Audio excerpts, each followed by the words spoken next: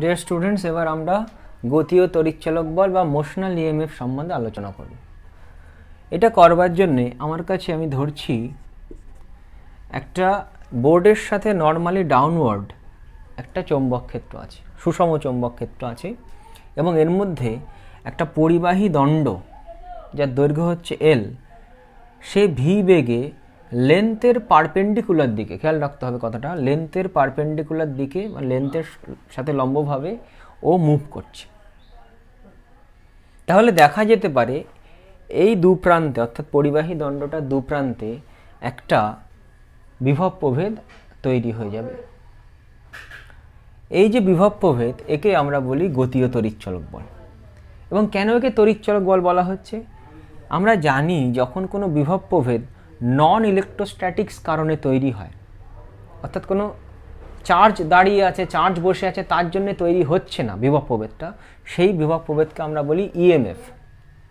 তাহলে এখানে দেখো, এই যে পরিবাহী দণ্ডটা, তার চৌম্বক ক্ষেত্রে গতির জন্যে এর দু প্রান্তে বিভব প্রভেদ তৈরি হচ্ছে, তাই এটাকে আমরা বলছি ইএমএফ।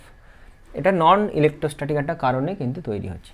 আচ্ছা, তাহলে এই যে বিভব প্রভেদটা বা এই যে তড়িৎচালক বলটা, একে আমরা বলছি গতীয় তড়িৎচালক বল। তার ডেফিনেশন তুমি এইভাবে দিতে পারো: একটা চৌম্বক ক্ষেত্রের মধ্যে একটা পরিবাহী দণ্ড, সে যদি নির্দিষ্ট বেগে গতিশীল হয়, তাহলে ওই পরিবাহী দণ্ডের দু প্রান্তে একটা বিভব প্রভেদ তৈরি হয় বা একটা তড়িৎচালক বল তৈরি হয়, আমরা সেটাকে বলি গতীয় তড়িৎচালক বল বা মোশনাল ইএমএফ।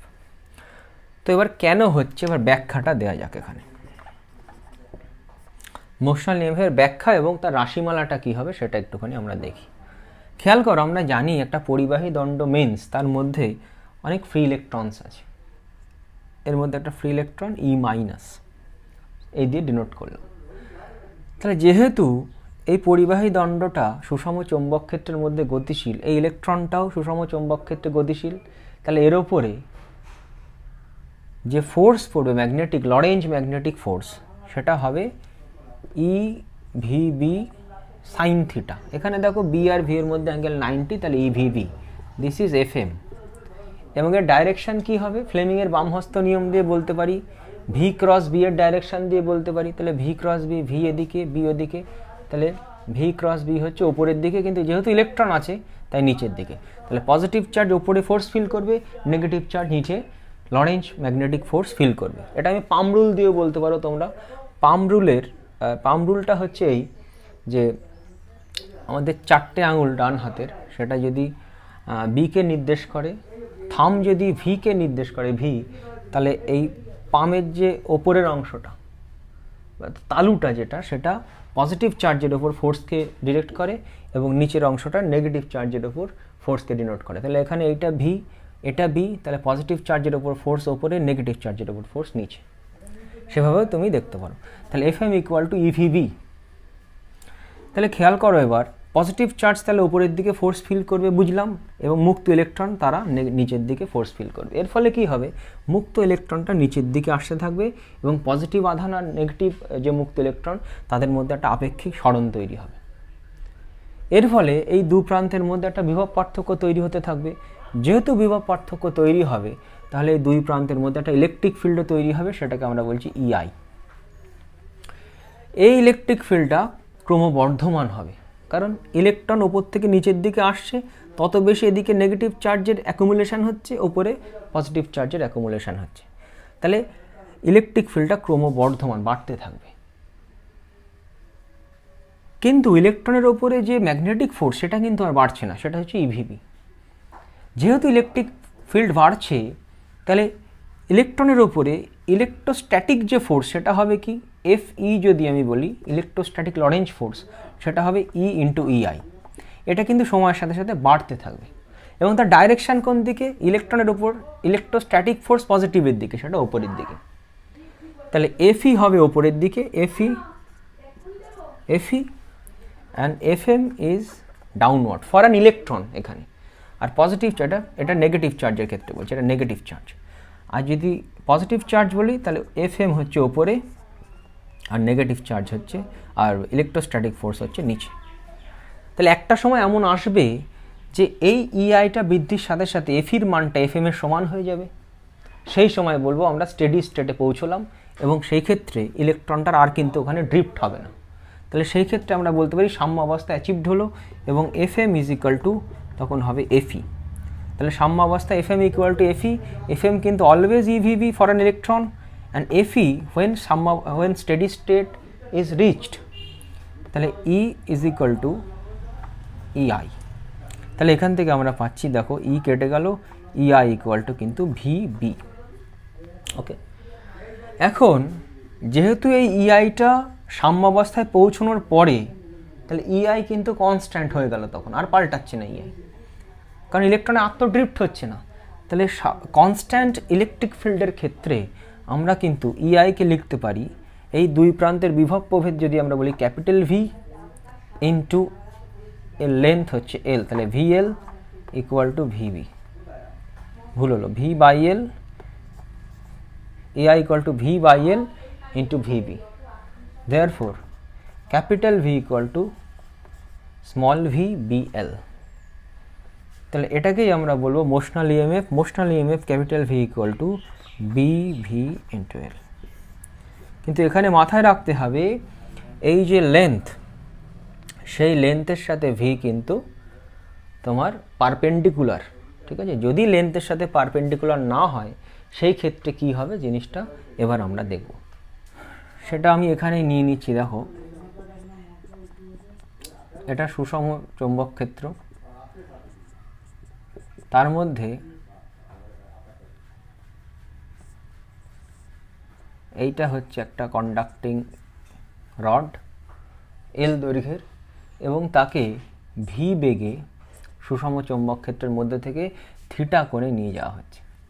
তো এই ক্ষেত্রে তোমার যেটা করতে হয়, দেখো এখানে লেন্থের সাথে V পারপেন্ডিকুলার ছিল, তাহলে এখানে এই লেন্থের সাথে, এই V এর সাথে লেন্থের পারপেন্ডিকুলার কম্পোনেন্ট তুমি নিতে পারো, অথবা এই লেন্থের সাথে V এর পারপেন্ডিকুলার কম্পোনেন্ট তুমি নিতে পারো। Either ways you can manage. তাহলে আমি যদি এইটা করি, এটা যদি থিটা হয়, দিস ইজ অলসো থিটা, তাহলে this is L sine theta.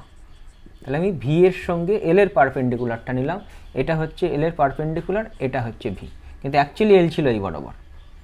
This is L and this is theta, this is L sine theta. তাহলে V এর সাথে পারপেন্ডিকুলার L আসছে, L সাইন থিটা। সো এখানে যে মোশনাল ইএমএফটা হবে capital V equal to BVL sine theta, because L becomes now L sine theta. একইভাবে যদি তুমি এইভাবে দেখো, L এর সাথে V সাইন থিটা হচ্ছে, এটা যদি V হয়, তাহলে এটা যদি থিটা হয়, তাহলে এটা V কস থিটা, এটা V সাইন থিটা হবে। সেক্ষেত্রেও আমি কিন্তু V equal to, that is motional EMF, V equal to BVL sine থিটাই পাবো। অর্থাৎ যদি লেন্থের সাথে V এর অ্যাঙ্গেল থিটা হয়, এখানে একটা জিনিস মাথায় রাখার দরকার, B এর সাথে কিন্তু নয়, লেন্থের সাথে, এটা খেয়াল রাখলো। Theta is the angle between L and V, not B and V, ঠিক আছে? তাহলে সেই ক্ষেত্রে কিন্তু আমাকে BVL সাইন থিটা নিতে হবে। এখানে একটা জিনিস মাথায় রাখার দরকার, দেখো আমাকে দেখতে হয় যে লেন্থের কোন কম্পোনেন্টটা B যে ম্যাগনেটিক ফিল্ডটা আছে, অর্থাৎ যে বলরেখাগুলো আমার কাছে আছে, সেই বলরেখাগুলোকে পারপেন্ডিকুলারভাবে সোয়াপ করছে বা কেটে যাচ্ছে, আমাকে সেই লেন্থটাকে কিন্তু এখানে নিতে হয়। তাহলে খেয়াল করো, এখান থেকে আমরা যদি দেখি, এটা যদি L দৈর্ঘ্য হয়, দিস ইজ L, এটা L সাইন থিটা, এটা L কস থিটা, এবং বিটা আছে দেখো নর্মালি ডাউনওয়ার্ড। তাহলে এই L সাইন থিটা যেটা, সেই L সাইন থিটাটা কিন্তু এই B যে বলরেখাগুলোকে নর্মালি সোয়াপ করতে করতে যাচ্ছে, দেখো। কিন্তু L কস থিটা যেটা, সেটা কিন্তু একটাও সোয়াপ করছে না, এইভাবে যাচ্ছে, কাট করছে না একটাও। সেই জন্য আমরা এখানে L সাইন থিটাটাকে কিন্তু নিচ্ছি। এখানে খেয়াল রাখতে হবে, থিটা কিন্তু B আর V এর মধ্যেকার অ্যাঙ্গেল নয়, ঠিক আছে? তাহলে আমরা যেটা পেলাম capital V equal to BVL sine theta. অনেক সময় এটা ভুল করে স্টুডেন্টরা, যেটা ক্রস প্রোডাক্ট হিসেবে দেখতে চায়, কিন্তু সেরকম কিছু নয়। ক্যাপিটাল V সেটা হচ্ছে ইএমএফ, ইএমএফ সবসময় স্কেলার কোয়ান্টিটি, তাহলে এখানে কিন্তু কোনো ক্রস প্রোডাক্ট হবে না। আমি যদি V এর ডাইরেকশন পেতে চাই, তাহলে রাইট হ্যান্ড পাম রুল ইউজ করো, এদিকে V B ডাউনওয়ার্ড, তাহলে ওপরের দিকে পজিটিভ আধান ফোর্স ফিল করবে, নিচের দিকে নেগেটিভ আধান ফোর্স ফিল করবে, তাহলে এটা হবে উচ্চ বিভবে, এটা হবে নিম্ন বিভবে, দ্যাটস ইট। এইটার ওপর বেস করে আমরা ভূচৌম্বক ক্ষেত্রে এরোপ্লেনের গতিটাও একটু বিবেচনা করতে পারি। খেয়াল করো, যদি একটা এরোপ্লেন ভূচৌম্বক ক্ষেত্রের মধ্যে থেকে গতিশীল হয়, এবং তার এই যে দীর্ঘ পরিবাহীটা সেটা ভূচৌম্বক ক্ষেত্রের বলরেখাগুলোকে সোয়াপ করতে করতে যায়। দেখো ভূচৌম্বক ক্ষেত্র আমি যদি বলি এখানে ডাউনওয়ার্ড আছে এভাবে, ধরো নর্থ গোলার্ধ দিয়ে আছে এটা, তাহলে এটা ডাউনওয়ার্ড থাকবে এভাবে ভূচৌম্বক ক্ষেত্র, সেটা বললাম আই ভেক্টর। এখানের বিনতি কোণ যদি থিটা হয় তাহলে আমি এটা বলবো আই কস থিটা, এবং এটাকে বলবো আই সাইন থিটা। ঠিক আছে, তাহলে এই যে আই সাইন থিটাটা খেয়াল করো, সেই আই সাইন থিটাগুলোকে এই পরিবাহী দণ্ডটা কিন্তু নর্মালি সোয়াপ করছে। তাহলে এই যে পরিবাহী দণ্ডটা, এইটা পরিবাহী সেই দণ্ডটা, আর আই সাইন থিটাগুলো কেমন আছে? ডাউনওয়ার্ড। তাহলে এই পরিবাহী দণ্ডটার যে দৈর্ঘ্যটা, দিস ইজ এল, তাহলে সেই এলটা কিন্তু আই সাইন থিটাকে নর্মালি কাট করতে করতে যাচ্ছে। তাহলে আমরা বলবো এর দু প্রান্তে যে উৎপন্ন তড়িৎচলক বল, that will be B V L, not B V L, বলবো আই সাইন থিটা, বি এর জায়গায় বসবে I sine theta, sorry V equal to I sine theta, this is B B V L. So V aeroplane যে বেগে যাচ্ছে V, this is V vector বললাম, V into এর যে দৈর্ঘ্য সেটা এল, এবং এখানে যে থিটা সেটা কিন্তু বি আর ভি এর মধ্যে নয়, সেই সাইন থিটা কিন্তু এর মধ্যে আমার ঢুকে গেছে, তাহলে দিস ইজ অনলি বিভিএলই হবে। ঠিক আছে, দেখো এল এর সাথে ভি কিন্তু পারপেন্ডিকুলারই যাচ্ছে, এই যে ভি অ্যান্ড দিস ইজ এল, খেয়াল করো। কিন্তু কোন চৌম্বক ক্ষেত্রকেও নর্মালি সোয়াপ করছে, দ্যাট ইজ আই সাইন থিটাকে, তাহলে বি এর জায়গায় আমি আই সাইন থিটাটা বসিয়েছি, খেয়াল রাখতে হবে। এই জন্য বিনতি কোণটা কিন্তু এখানে ইম্পর্টেন্ট, মাথায় রাখতে হবে এটা ভি আর বি এর মধ্যেকার অ্যাঙ্গেল কিন্তু নয়, সেটা খেয়াল রাখলেই চলবে। এই নেক্সট আমরা ঘূর্ণায়মান দণ্ডের দু প্রান্তে আবিষ্ট ইএমএফটা একটু বের করব। খেয়াল করো, ধরছি এখানে একটা বি আছে নর্মালি ডাউনওয়ার্ড, সুষম বি, সুষম চৌম্বক ক্ষেত্র আছে, এবং তার মধ্যে একটা পরিবাহী দণ্ড যার দৈর্ঘ্য হচ্ছে এল, সেটা ও বিন্দুকে কেন্দ্র করে ওমেগা কৌণিক বেগে এখানে ঘুরছে। তাহলে আমাকে যদি এর দু প্রান্তে ইনডিউসড ইএমএফটা বের করতে হয়, তাহলে আমরা কি করব, যে এর যে টোটাল অংশটা তার প্রত্যেকটা অংশের ওমেগা সেম, কিন্তু ভি তো সেম নয়। তার কারণ আমি যদি বলি এই অংশটা এই রেডিয়াসে সার্কুলার মোশন করছে, এই অংশটা এই রেডিয়াসে সার্কুলার মোশন করছে, এই অংশটা এই রেডিয়াসে সার্কুলার মোশন করছে, তাহলে প্রত্যেকের ভি কিন্তু different, because V equal two হয় ওমেগা আর। তাহলে প্রত্যেকটা অংশের আর তো ডিফারেন্ট, দ্যাটস ওয়াই ওমেগা কিন্তু আলাদা। তাহলে আমাকে কী করে এগোতে হবে, তার জন্য আমরা ও বিন্দু থেকে এক্স দূরে একটা ছোট্ট পোর্শন নিলাম, দ্যাট ইজ ডিএক্স, যার লেন্থ হচ্ছে ডিএক্স, এবং সে যদি অ্যান্টি ক্লকওয়াইজ ঘোরে তাহলে এই লেন্থের পারপেন্ডিকুলারই হবে ডিএক্স এর বেগ, দিস ইজ ভি ভেক্টর হবে, এবং ভি উইল বি ওমেগা, এবং এ এক্স ডিএক্সটা এত ক্ষুদ্র যে ডিএক্সটার প্রত্যেকটা অংশ এক্স ব্যাসার্ধের সার্কেলে সার্কুলার মোশন করছে, এই যে এইটা। তাহলে ভি ইকুয়াল টু হবে ডিএক্স পোর্শনের যে ভি সেটা হবে ওমেগা ইন্টু এক্স। তাহলে ডিএক্স যে ক্ষুদ্র দণ্ড তার দু প্রান্তে ইনডিউসড যে ইএমএফ সেটা যদি আমি বলি ডিভি, দ্যাট উইল বি, এটা ক্যাপিটাল ভি, এটা স্মল ভি, হ্যাঁ এটা capital V, this is velocity vector, ভেক্টরের ম্যাগনিটিউড, এটা capital V. So dv will be uniform magnetic ফিল্ডকে আমি বলছি বি ভেক্টর, তাহলে বি ভি এল হচ্ছে ওর ডিএক্স ইন্টু সাইন থিটা, এখানে দেখো এল এর সাথে ভি নর্মালি আছে, তাহলে theta is 90 degree, so 1 will be, sine theta will be 1, তাহলে বিভি ইন্টু ডিএক্স। এখন যদি টোটাল দণ্ডটার আমি দু প্রান্তে তড়িৎচলক বল বের করতে চাই, তাহলে হবে total V is equal to integration dV, that will be 0 to small L, 0 to small L. দেখো এক্সেল লিমিট 0 থেকে স্টার্ট করে এল পর্যন্ত গেলে আমি টোটাল দণ্ডটা কভার করে নেবো, তাহলে 0 to small L B V dx. Now 0 to small L, V মানে হচ্ছে ওমেগা এক্স, তাহলে ওমেগা এক্স ডিএক্স, তাহলে ওমেগা বি ওমেগা কনস্ট্যান্ট বেরিয়ে গেল, এক্স ডিএক্স এর ইন্টিগ্রেশন হবে এক্স স্কোয়ার বাই 2, মান বসাল L square by 2, this is half B omega L square. This is the induced EMF in a rotating rod with uniform circular motion or uniform omega. Next আমরা দেখব random shaped একটা wire আছে, এর দু প্রান্তে আবিষ্ট EMF এর মান কী হয়।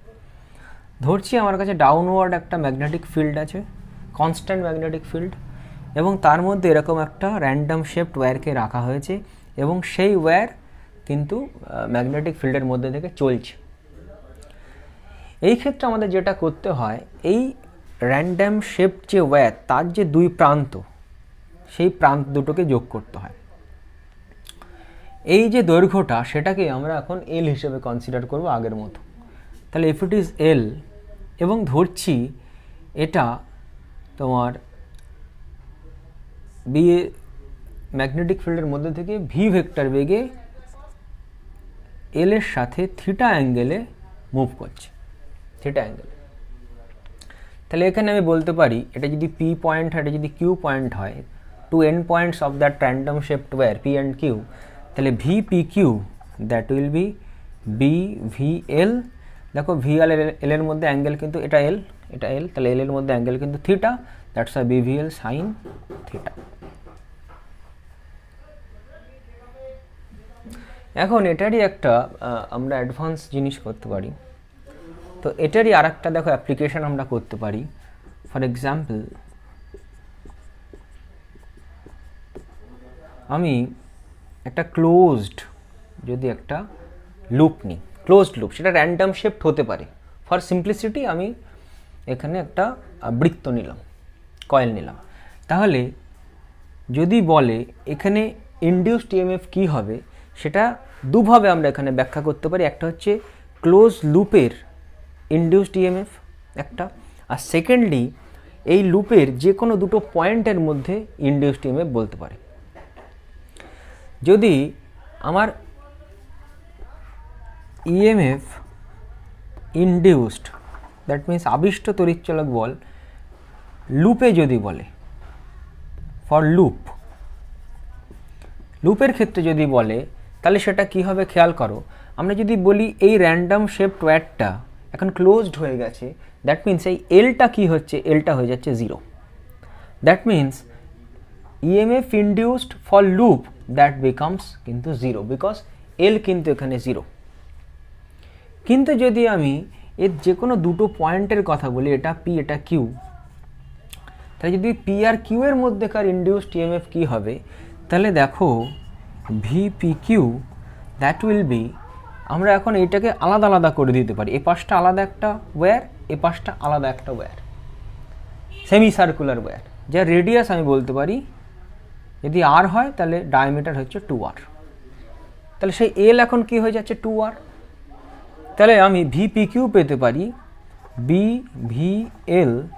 দেখো এটা চলছে সামনের দিকে, আমি ধরে নিলাম ভি বেগে, তাহলে ভি এর সাথে এই যে distance P Q, this is L now, তাহলে এল এর সাথে ভি পারপেন্ডিকুলারই আছে, তাহলে বি ভি এল সাইন 90 হবে, that is B V L মানে হচ্ছে এখানে 2r।